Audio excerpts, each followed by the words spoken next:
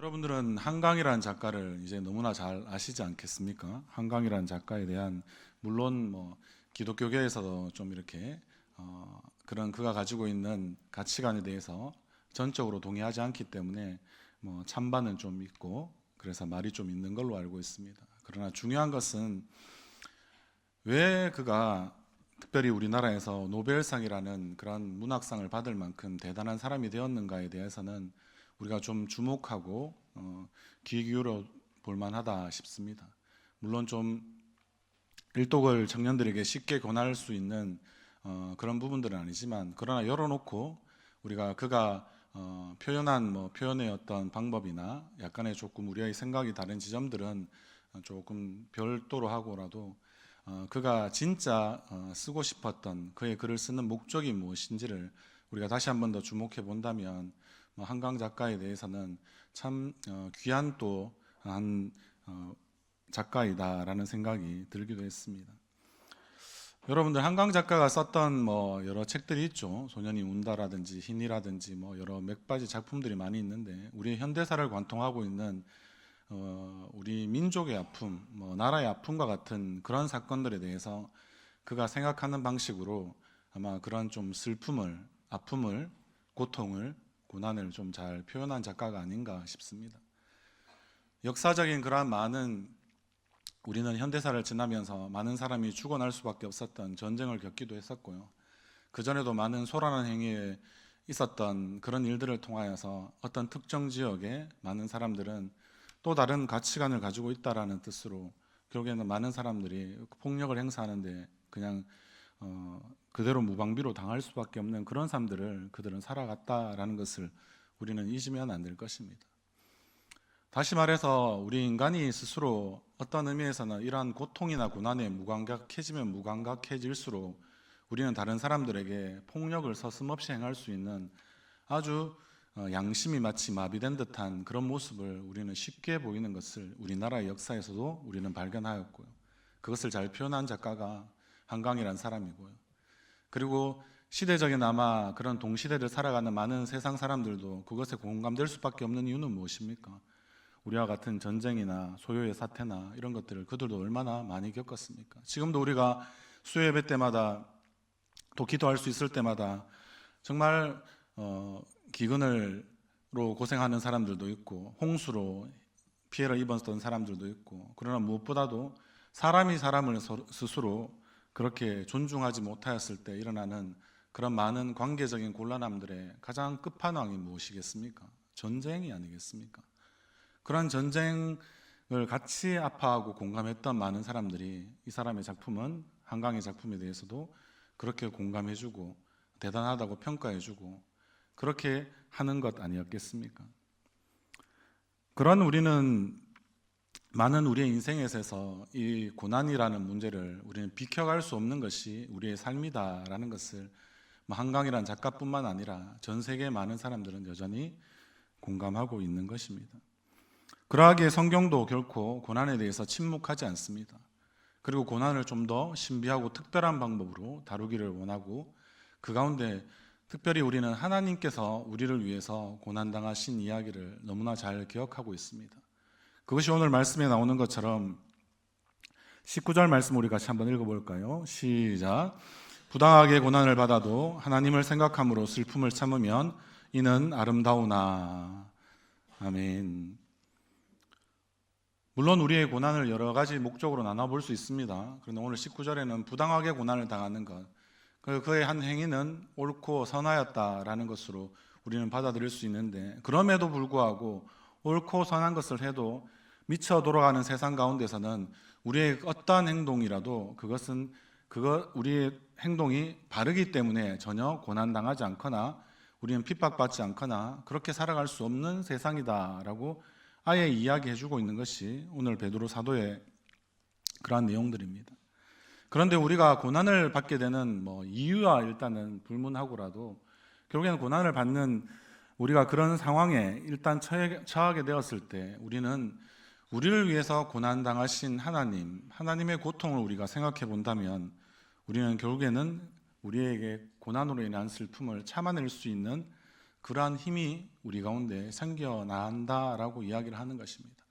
그리고 그렇게 자신이 옳은 길을, 그리고 착하고 바른 길을 가고 있음에도 불구하고 고난을 당한다면 그 하나님을 생각함으로, 하나님의 고난에 잘 기억함으로 결국에는 이것은 잘 참아낼 수 있는 그러한 우리는 시간들이 될 것이고, 그것을 통하여서 우리의 모습들은 우리가 생각하는 것보다는 훨씬 더 아름답게 변화된다라고 지금 오늘 말씀은 이야기해 주고 있는 것입니다.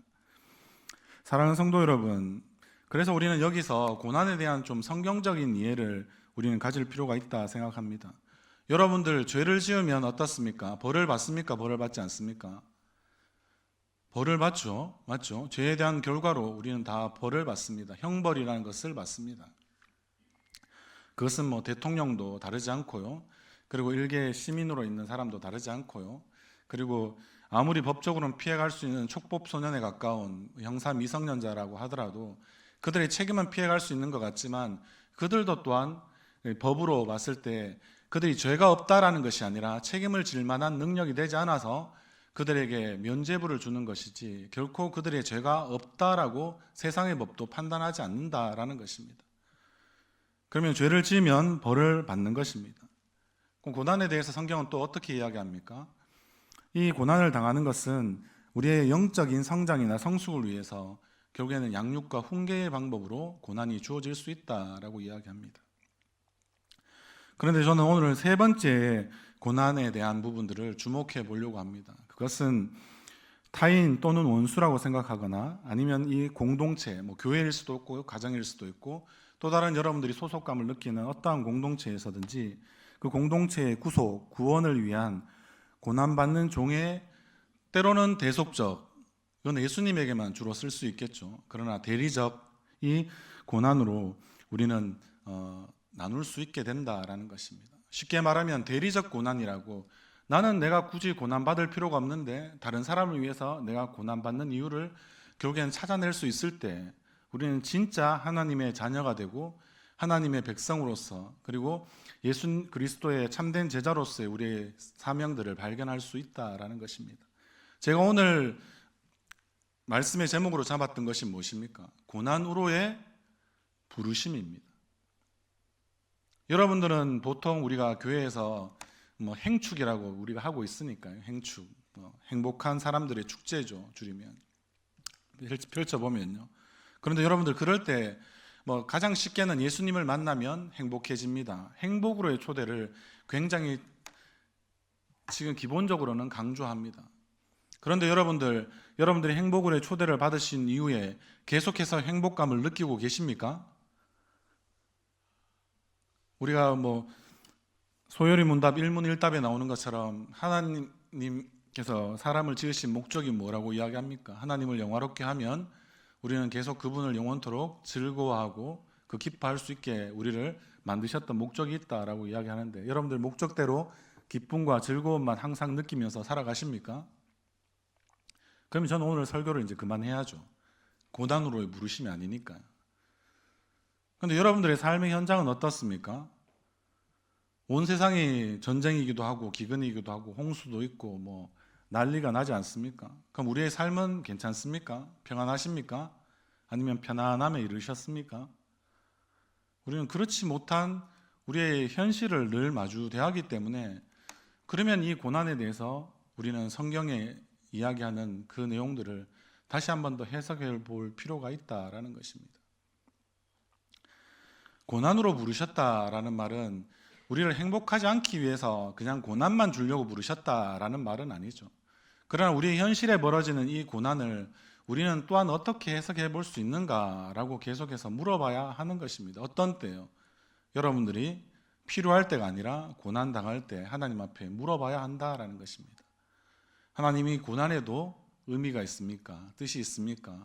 고난으로 왜 저를 부르셨습니까? 우리는 이렇게 물어봐야 하지 않겠습니까? 실제 앞에서 제가 말씀드렸던 대로 우리가 죄를 지으면 형벌을 받는 그러한 모습들이 나오는 성경의 중요한 장면이 있습니다. 그 장면은 바로 출애굽기 34장 우리 6절에서 7절까지의 말씀인데요. 제가 한번 읽어드리겠습니다. 여호와께서 그의 앞으로 지나시며 선포하시되 여호와라 자비롭고 은혜롭고 노하기를 더디하고 인자와 진실이 많은 하나님이라. 인자를 천대까지 베풀며 악과 가실과 죄를 용서하리라. 그러나 벌을 면제하지는 아니하고 아버지의 악행을 자손 3, 4대까지 보응하리라. 아멘. 이 말씀은 많이 들어보셨던 말씀일 겁니다. 왜냐하면 모세가 자기 스스로가 이스라엘이 이제 금송아지 우상을 만들고 난 다음에 그러한 참혹한 하나님을 버린 듯한, 하나님을 배신한 듯한 이러한 죄에서 결국에는 하나님께서 크게 진노하시고 결국에는 이 이스라엘 민족을 내가 출애굽하여서 그를 한 민족을 이루게 하였는데 이 민족을 당장에 내가 없애버리겠다라고 하였을 때 모세가 자신의 생명을 걸고 자신의 생명책에서 자신의 이름이 지어질 각오를 하고 그렇게 하나님 앞에 중보하며 기도하였을 때 하나님께서 자신의 성품에 대해서 이렇게 기도의 응답으로 하신 내용들입니다. 우리가 잘 기억해 보면 하나님은 인자를 베푸시는 분이고 인자를 베푸실 때 천대까지 베푸십니다. 그리고 하나님께서는 분명히 죄에 대한 벌을 내리실 때도 3, 4대까지 그렇게 보응하시는 하나님이시다라고 말하고 있는 것입니다. 결국에는 이 말씀은 하나님께서 결국에는 어떠하시다는 말씀일까요? 죄에 대해서 분명히 보응하시고 형벌을 주시는 하나님, 심판하시는 하나님은 맞지만 그러나 그 안에 인자를 천대까지 베푼다는 말씀은 어떻습니까? 3, 4대까지 베푼 이 심판으로 인한 형벌적인 이 보응으로 통한 이 고난이라는 것을 마치 다 잊게 만들 만큼 하나님은 철저히 심판하시는 하나님이기도 하시지만 인자와 긍휼이 많으신 하나님께서 결국엔 어떻게 하시겠다는 뜻입니까? 용서하시겠다는 뜻입니다. 내가 너희들의 죄를 담당해 주겠다라고 지금 말씀하시는 겁니다. 이거 실로 위대한 선언입니다. 결국에는 이것을 통하여서 물론 구약의 창세기 때부터 많은 그러한 결국에는 우리의 죄를 담당하시고야 말겠다라는 그런 언질 같은 그런 암시와 같은 그런 예표와 같은 이야기들이 굉장히 많이 나오지만 출애굽을 통하여서 하나님은 자신이 스스로 있는 자다라고 말씀하시면서 그것만 말씀하신 것이 아니라 출애굽 이후에 이스라엘 백성들의 지금 나오자마자 어떻게 보면 몇 달도 되지 않아서 이들이 바로 이와 같은 죄를 범한 것이거든요. 그런데 어떻게 보면 이해할 수 있습니다. 늘 400년 이상 애굽이라고 이야기하는 이집트에서 살기만 했는데 그 문화에 젖어 있었는데 요즘으로 치면 미국 가서 뭐 버터를 먹고 치즈를 먹고 이런 사람이 한국 와서 결국엔 돌아왔다고 김치 먹으라고 하면 그 사람이 김치 먹을 수 있습니까? 자신의 식문화도 그렇고 자신의 정신문화도 그렇고 하나님이 어떠하신 분인지를 모르는 거예요. 그러면 그 정도는 하나님께서 용서하실 때 좀 자비롭게 인자와 긍휼이 많으신 분이니까 그렇게 하시면 안 되나, 좀 넘어가시면 안 되냐 싶은데 하나님은 그 죄를 또 그냥 넘기실 수는 없는 분입니다. 분명히 책임을 물으시는데 그런 하나님의 인자와 긍휼이 너무나 크셔서 천대까지 베풀겠다라고도 또한 말씀하시는 거죠. 이 말씀은 마치 에덴 동산에서 아담과 하와를 가죽옷을 지어 입혀서 쫓아내버리신 것처럼 너무나 우리의 죄에 대해서 그분이 결국엔 용서하시고 싶어 하셔서 죄를 어떻게 하시기를 원하시는 겁니까? 그 죄까지 내가 끌어안겠다라고 지금 선언하시는 것이 오늘 말씀드린 출애굽기 34장의 모세의 기도에 대한 응답으로 주신 것입니다. 그런 하나님은 그러면 좋으실까요? 우리는 하나님이 좋으신 하나님이라고 이야기할 때 그냥 쉽게 용서하시고 모든 것들 다 쉽게 행하시는 것처럼 그래서 능력이 많으신 하나님으로만 자꾸 생각하니까 여러분들이 그 하나님의 그 마음을 잘 헤아리지 못할 때가 많을 것 같아요. 하나님은 죄가 있으면 불편하실까요? 불편하지 않으실까요? 하나님은 우리는 죄를 그냥 밥 먹듯이 먹어도 좀 괜찮은 원래 우리의 출신은 죄인이지 않습니까? 그런데 하나님은 굳이 선하신 분으로 치면 선하신 분 중에서 최고로 선을 가지고 계신 분입니다. 그분이 우리의 죄를 용서하시려고 그 죄를 담당하시면 그분의 불편함은 얼마나 클까요? 다른 말로 해볼까요? 하나님은 안식하실 수 있습니까? 없습니까? 우리의 죄 때문에 한 번도 안식하시지 못한다라는 겁니다. 하나님이 더 고통스러워 하시는 겁니다. 우리의 죄 때문에 힘들어 하시는 겁니다. 다른 말로 하면 하나님이 우리의 죄를 담당하고자 이렇게 말씀으로 마치 약속하듯이 선포하셨기 때문에 결국엔 그분은 계속해서 고통당하시는 겁니다. 구약에 나타난 하나님의 고통이라는 책을 쓴 그 저자의 말을 빌어보면요, 이렇습니다. 우리가 3, 4대까지 부흥하시는 하나님의 형벌에 대한 이해가 좀 필요하다고 이야기하는데요, 그것은 결국에는 하나님에게 인간의 죄는 반드시 대가를 지불해야 하는 것입니다.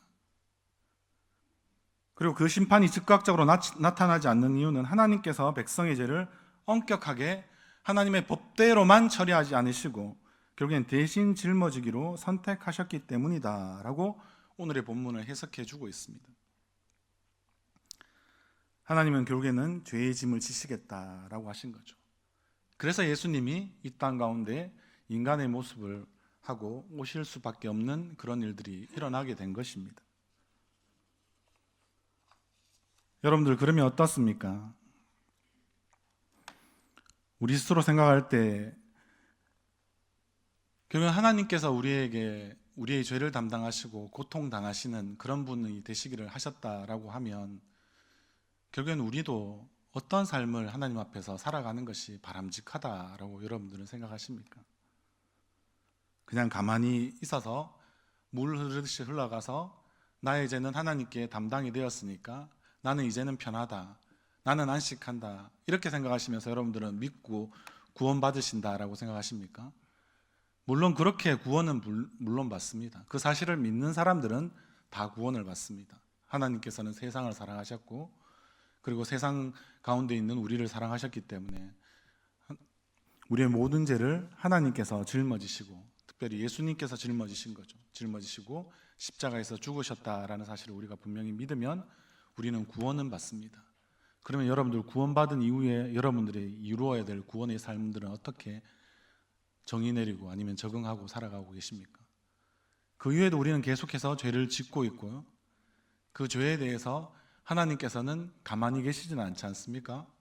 3, 4대까지 형벌을 주실 만큼 우리가 죄를 지은 데 대해서 하나님은 그 책임을 물으시고 형벌을 내리십니다. 출애굽 세대가 결국에는 하나님과의 그런 자신들의 그 관계들이 잘 정립되지 않았을 때 아까 말씀하신 대로 결국에는 이 금송아지 사건도 있었고요, 그런 부분들이 있었고, 거기다가 또 가나안 땅을 보게 되었던 그 가데스 바네아에서도 어떻게 합니까?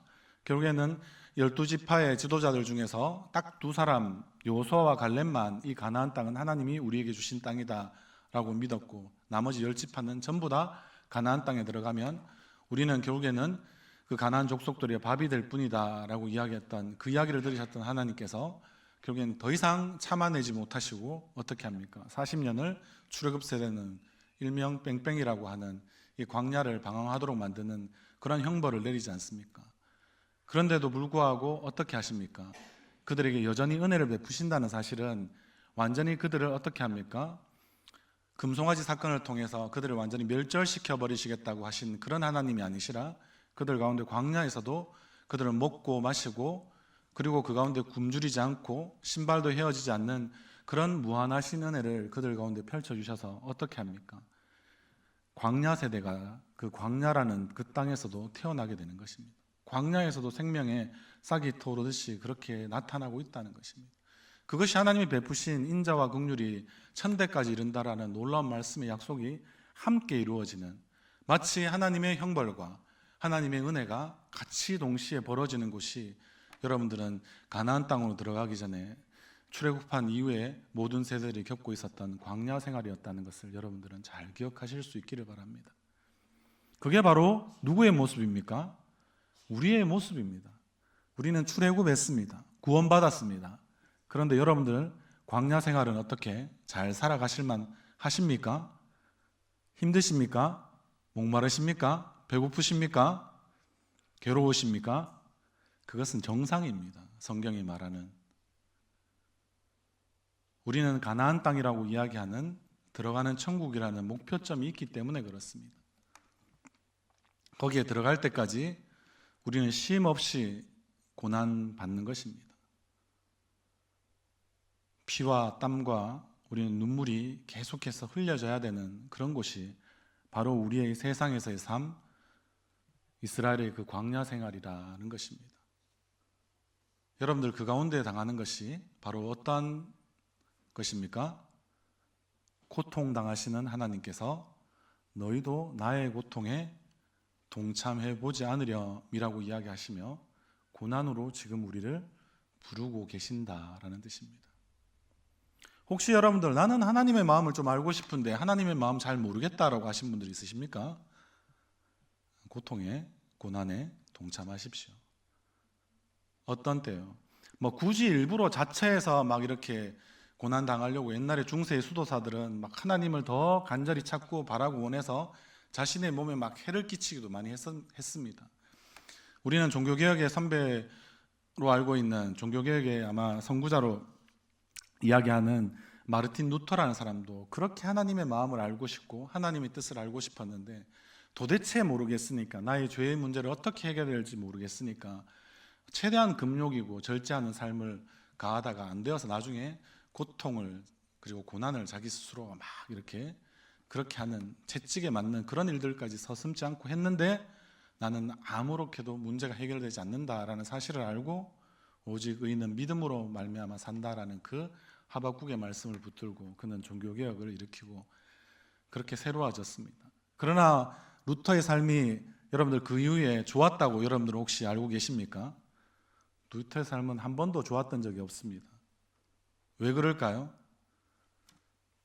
그를 죽이려고 하였던 교황 이하의 많은 가톨릭 그 구교의 세력들과 함께 그리고 또한 독일 같은 경우에도 가톨릭을 따르는 또 아마 제후들이 있었고요. 그렇지 않은 또 제후들이 있어서 그들 간에 또 치열한 싸움 가운데 그는 겨우 자신의 몸을 숨기게 급급했고 그런 자신의 후원자가 되어줬던 그 제후의 도움이 아니었으면 그는 벌써 죽었어도 죽어야 되는 그러한 아주 힘들고 가시밭길 같은 그런 길들을 걸어갔던 사람이 바로 루터였습니다. 여러분들 구원받는다고 끝이 아닙니다. 성경이 그렇게 기록해 놓지 않습니다. 루터도 그랬지만 이스라엘 백성들도 끊임없이 지금 광야 생활을 하고 있는 것입니다. 구원받은 이후의 삶이 우리에게 주어진 세상의 그 광야라면 여러분들은 거기에서 계속해서 고난으로 하나님께서 여러분들을 부르고 계시다라는 사실을 꼭 잊지 않으시기를 바랍니다. 고난 중간에만 우리가 고난 당하려고 생각하지 마시고 평상시에 우리가 그냥 열심히 그냥 고난 당하시는 그런 삶들을 우리가 어떤 의미에서 고난을 잘 누리신다면 그것으로 우리는 어떻게 될까요? 더 하나님의 마음, 고통당하시는 하나님과 함께하는 그런 은혜가 우리의 삶 가운데도 반드시 있게 된다라는 것입니다. 사랑하는 성도 여러분, 우리의 삶이 좀 힘겹고 어렵다고 생각하십니까? 그것이 바로 정상이다라고 우리가 서로 바라보면서 위에서 힘들고 비정상적인 삶을 사는 것이 아니라 그것이 정상이라고 이야기해주고 위로해주고 공감해줄 수 있는 우리 태영교회 청년들과 우리 성도님들 다 되시기를 주님의 이름으로 소원합니다. 우리 주기철 목사님의 한 이야기를 또 한번 해보고자 합니다. 주기철 목사님은 한국 교회가 낳은 가장 탁월한 순교자라고 할 수 있습니다. 마치 독일의 그 나치 시대를 살고 결국에는 히틀러를 죽이고자 하다가 자신이 결국에는 사형 선고를 받았던 독일의 보네퍼 목사님과 같은 그런 모습들을 동시대 인물로서 가졌다라고 생각이 듭니다. 그가 1937년 9월에 한 설교에서 이렇게 말씀을 하셨습니다. 고난이라는 것은 예수의 고난을 내 몸에 채우는 것을 의미합니다. 이는 결코 자신의 잘못이나 그리고는 실수로 인해 오는 고난이나 세상으로부터 오는 고난이나 천변지제라고 하는 천재지변이라고 보통은 하죠. 그때 당시의 표현은 천변지제라고 이야기합니다. 인해 오는 고난이 아닙니다. 내가 받지 않으려면 얼마든지 받지 않을 수 있는 고난이니 곧 주님을 위해 당하는 고난입니다 라고 이야기했습니다. 이게 바로 예수님이 우리를 위해서 대속적인 고난을 당하신 것, 결국은 우리가 받아야 하는 대리적인 고난입니다. 계속해서 이어서 유지철 목사님은 이러한 말씀도 한마디씩 남기셨는데요. 주님을 위하여 오는 고난을 내가 이제 피하였다가 이 다음에 무슨 낯으로 주님을 대하오리까? 주님을 위하여 이제는 당하는 이 수옥, 감옥을 내가 피하였다가 이 다음 주님이 너는 내 이름으로 평안과 즐거움을 다 받아 누리고 고난의 자는 어찌하고 왔느냐 물으시면 나는 무슨 말로 대답하랴라고 합니다. 주님을 위하여 오는 십자가를 내가 이제 피하였다가 이 다음 주님이 너는 내가 준 유일한 유산인 이 고난의 십자가를 어찌하고 왔느냐 물으시면 내가 무엇으로 대답해야 하겠나라고 스스로 그렇게 기록해 놓으셨습니다. 사랑하는 성도 여러분, 그래서 이 고난은 단순히 우리의 유익된다라고 생각해서 우리가 빚어지는 부분들도 분명히 있고 영적으로 성숙하는 그런 모습들도 있지만, 그러나 이 고난을 하나님께서는 우리에게 각자의 분량대로 나눠주신다라는 것을 늘 기억하실 수 있기를 바랍니다. 이 고난에 대해서 원래 이야기하자면 이 고난을 감당할 이 재능을 이야기할 때 달란트 비유에서는 한 달란트 받은 종을 이렇게 많이 묵상해 볼 수 있는데요. 보통은 뭐 그냥 재능, 은사, 뭐 능력이라고 해서 그런 재능과 능력에 특별히 초점을 맞추어서 많이 이야기하는데요. 이 달란트란 뜻이 한편으로는 이 어떠한 뭐 일어나는 일에 대해서 받아들일 수 있는 능력이라고 바꾸어서 해석할 수 있거든요.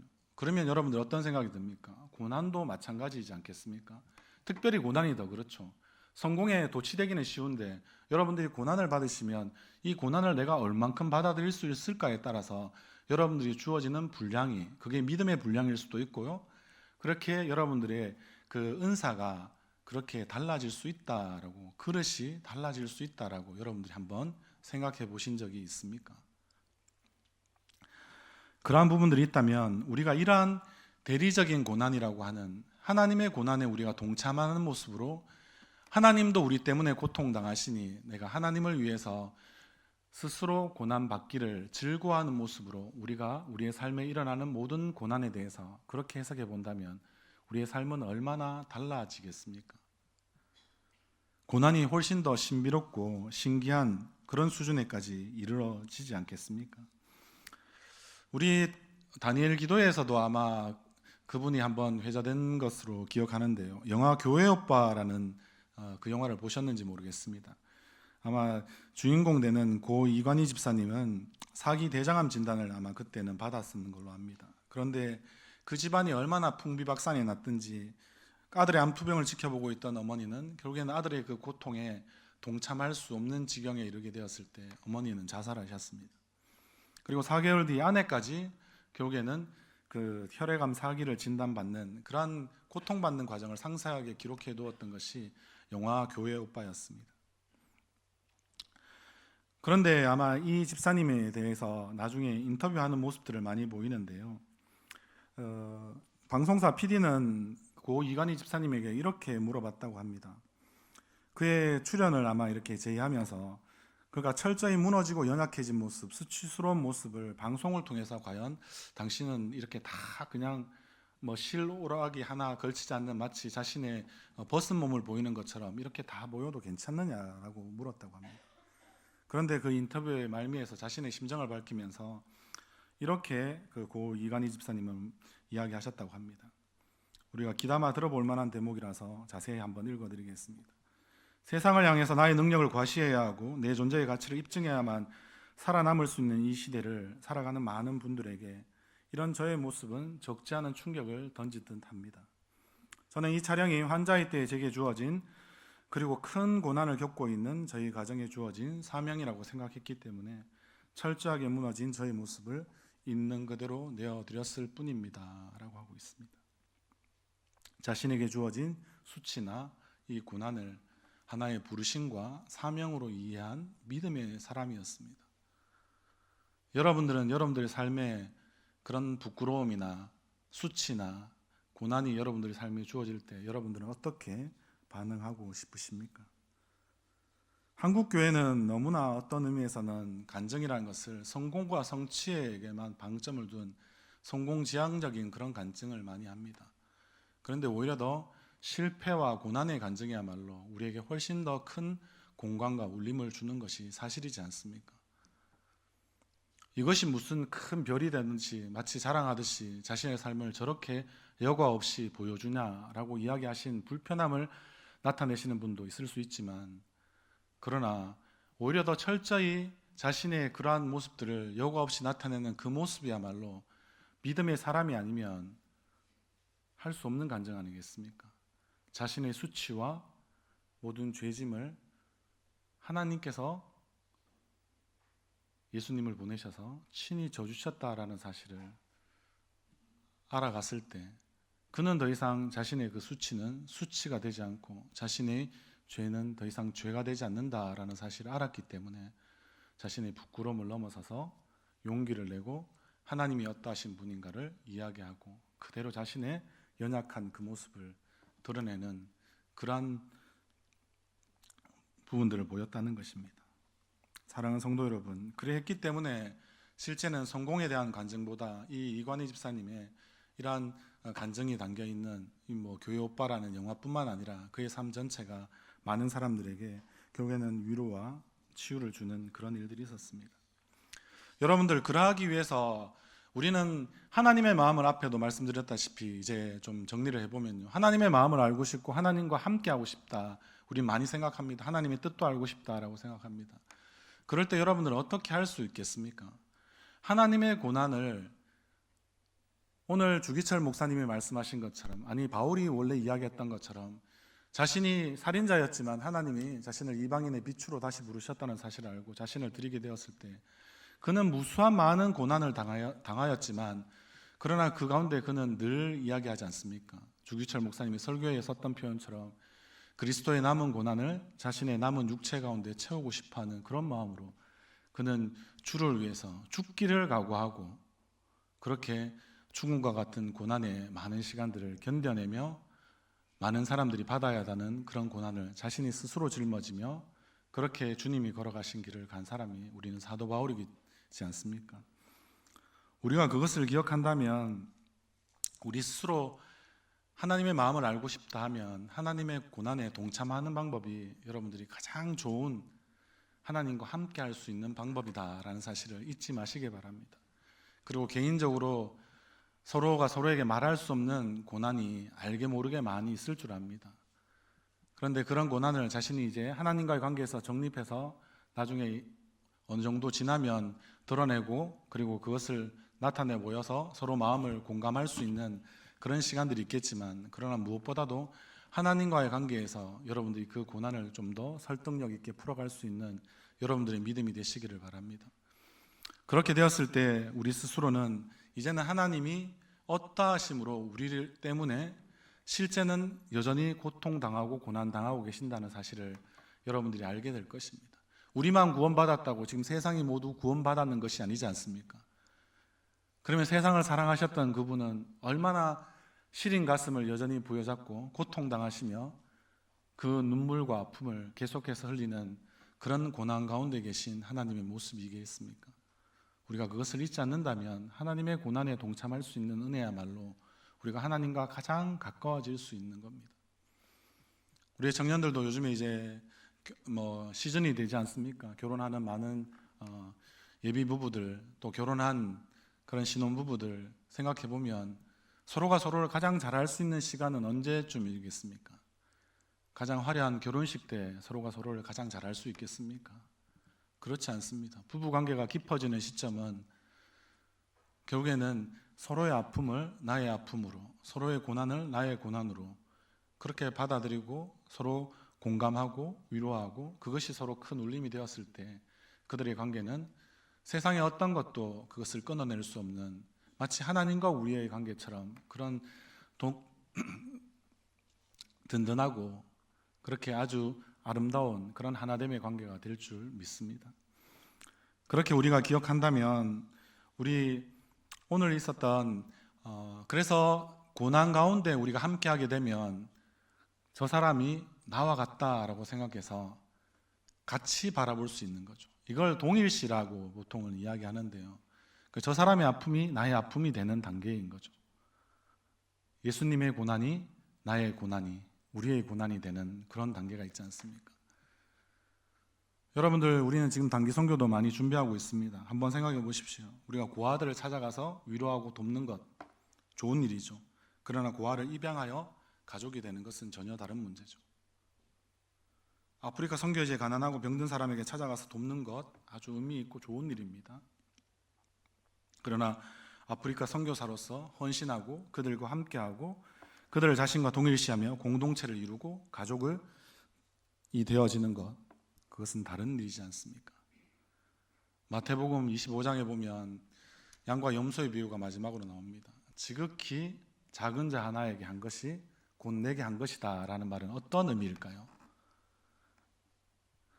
그냥 우리가 그 작은 사람 하나, 연약한 사람 하나 잘 도와주면, 우리가 선행을 행하면 하나님께서 마지막 최후의 심판에서 나를 면제해 주신다. 여러분들은 간단하게는 그렇게 이야기를 받아들일 수도 있습니다. 그런데 종말의 때, 최후의 때 겨우 그 정도로 하나님께서 그렇게 바라보시고 그런 선행을 잘했다라고 칭찬하시는 것으로 우리에게 심판하시고 상급을 주시는 것일까요? 저는 그렇지 않다고 생각합니다. 마치 나의 이웃이 누구입니까? 라고 예수님께 물었더니 강도 만난 자의 이웃이 누구냐라고 예수님께서 대답해 주셨던 것처럼 오늘도 동일하게 그렇게 말씀하시지 않을까요? 지극히 작은 자 하나, 그와 너는 지금 같이 바라보고 있느냐? 고아를 도와주는 것이 아니라 고아의 가족이 되어주듯이 지극히 작은 자 한 사람을 나와 똑같은 사람으로 바라보고 긍휼이 없으면 살아갈 수 없는 죄인으로 여기고 그들의 입장에서 그들과 함께하는 자가 네가 될 수 있느냐라고 그렇게 되어지는 우리의 모습을 보고 하나님께서 우리를 평가해 주시지 않겠습니까? 여기 계신 우리 청년들, 우리의 성도님들, 다시 한 번 더 하나님의 고난, 하나님의 고통에 우리가 동참하는 것은 결국엔 지극히 작은 자 하나를 마치 나와 같다라고 바라보시며 품는 것입니다. 그들에게도 우리에게 베풀어진 천대까지 이르는 인자와 긍휼하심이 필요한 것처럼 우리가 그러한 은혜를 받고 살았다는 사실을 아는 사람이면 누구나 지극히 작은 자 한 사람을 여러분들이 잘 찾으셔서 그 사람의 때로는 이웃이 되어주시고 때로는 가족이 되어주시고, 아니 이웃과 가족을 그냥 넘어서서 나와 같다라고 생각하시며 그들을 잘 품으심으로 그 가운데 그들을 품는 과정에서 겪게 되는 많은 어려움들이 있다면 그것이 바로 하나님의 고난에 여러분들이 스스로 동참하는 귀한 방법임을 아시고 오늘도 고난으로 우리를 불러주시는 그런 하나님 앞에서 다시 한 번 더 사명자로 잘 살아가시는, 그래서 정말 더 아름답고 귀한 하나님이 원하시는 세상, 하나님의 집을 잘 만들어 가시는 우리 모든 성도님들, 우리 청년들 되기를 주님의 이름으로 간절히 소원합니다.